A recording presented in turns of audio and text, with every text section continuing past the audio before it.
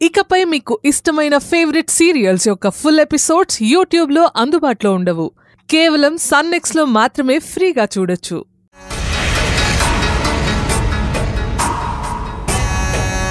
జగన్ కంటే ఈవిడ గారే చాలా స్పీడ్గా ఉంది. ముందు కట్ చేయాల్సింది ఈవిడ్ని.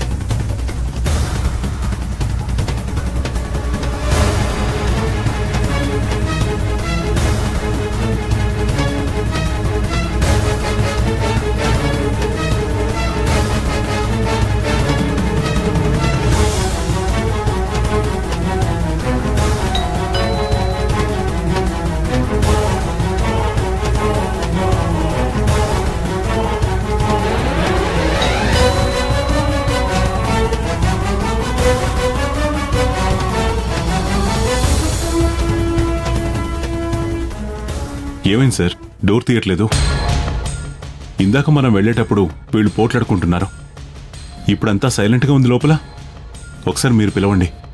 పెద్దిల్లు కదండి, లోపల ఎక్కడో ఉండుంటారు. నేను ఫోన్ చేస్తానుండండి.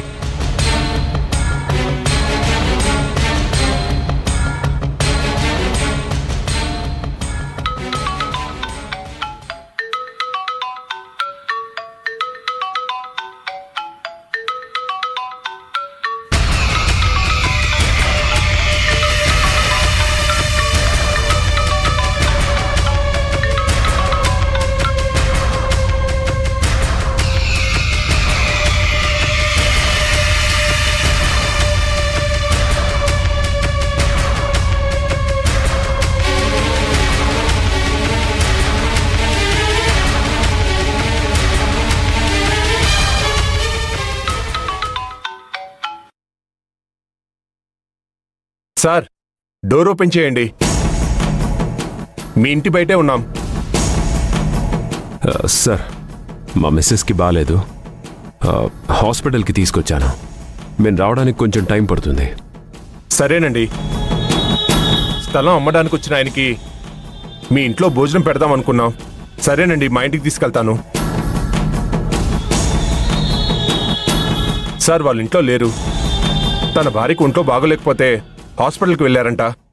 అవునా? నేను చెప్పాను కదా, మీరొచ్చే ముందు ఇంట్లో నుంచి నాకు పెద్ద శబ్దం వినిపించింది. అతను అమ్మాయిని కొట్టుంటాడు. అందుకే హాస్పిటల్కి తీసుకెళ్లాడేమో. ఒకసారి ఏ హాస్పిటల్లో కనుక్కోండి, మనం కూడా వెళ్దాం. బాగోదు సార్, అతను చాలా రిజర్వ్డ్గా ఉంటాడు. ఇల్లెద్దకిచ్చిన నాతోనే సరిగ్గా మాట్లాడు. ఇప్పుడు మనం వెళ్తే అతను ఫీల్ అవుతాడు. అవునయ్య గారు, అతనంత మంచి మనిషి కాదు. మనకెందుకు వచ్చింది? పదండి, వెళ్ళి భోంచేద్దాం. పర్వాలేదు కోటయ్య, నాకిప్పుడు ఆకలిగా లేదు. సరిపదా, వెళ్లే దారిలో నేను దింపేసి వెళ్తాను. సార్, భోంచేయకుండా ఎలా వెళ్తారు సార్? పర్వాలేదండి, ఈ టైంకి బయలుదేరితేనే టైంకి చేరుకుంటాను. అది కాదు సార్, మా ఊరొచ్చి ఖాళీ కడుపుతో వెళ్ళడం బాలేదు సార్. మా ఇంటికి రండి, కాస్త ఎంగిలిపడి వెళ్దురు గాని. అంత మాట అన్నారు, అదే చాలు. ఇల్లు దగ్గర కదా, భోంచేసి వెళ్దాం అనుకున్నాను. మళ్ళీ మీ ఇంటికి అంత దూరం వచ్చి నేను బయలుదేరేసరికి లేట్ అవుతుంది. దయచేసి మీరేమనుకోవద్దు. పర్లేదు సార్. కోటయ్య, పద, నేను మీ ఇంటి దగ్గర వదిలిపెడతాను.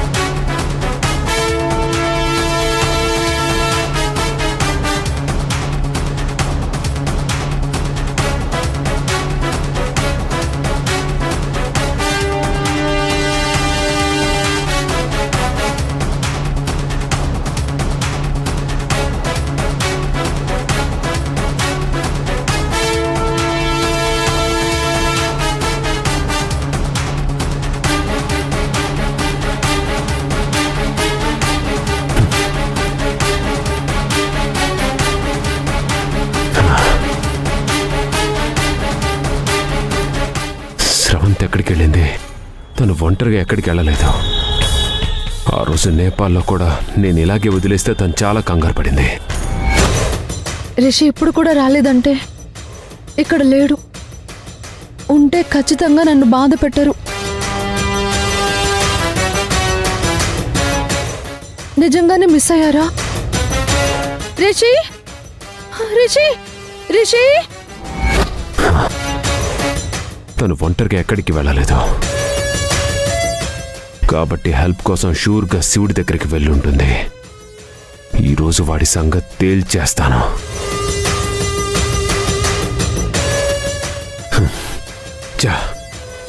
దీన్ని చాలా తక్కువ అంచనా వేశాను. చాలా తెలివిగా తప్పించుకుంది. ముందే విషయం సిరికి చెప్పాలి. స్రవంతి జగన్కి ఫోన్ చేసే అవకాశం ఉంది.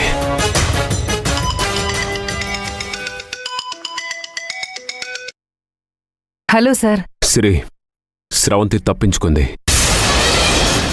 జగన్కి కానీ వాళ్ళ బామ్మకి కానీ ఫోన్ చేస్తుంది. జాగ్రత్తగా హ్యాండిల్ చేయి. కంగారు పడకండి రిషి సార్. స్రవంతి ఎట్టి పరిస్థితుల్లోనూ వాళ్ళకి ఫోన్ చేయలేదు. ఓవర్ కాన్ఫిడెన్స్ వద్దు సిరి. ఎంతో పకడ్బందీగా దాచిన నా నుండి అది తప్పించుకుంది. లేదు రిషి సార్, తను వాళ్ళకి ఫోన్ చేయలేదు. ఎందుకంటే బ్యాంకు వాళ్ళు టార్చర్ చేస్తారని భయపెట్టి వాళ్ళిద్దరి సిమ్స్ నా దగ్గరే ఉంచుకున్నాను. ఇప్పుడు వాళ్ళ దగ్గర కొత్త సిమ్స్ ఉన్నాయి. ఆ నెంబర్స్ స్రవంతికి తెలీదు. సో తను ఫోన్ చేసినా నష్టమేం లేదు. సరే, తనిక్కడి నుంచి తప్పించుకుంది. బహుశా అక్కడికే రావచ్చు. వచ్చినా మేము ఎక్కడున్నామో స్రవంతికి తెలీదు.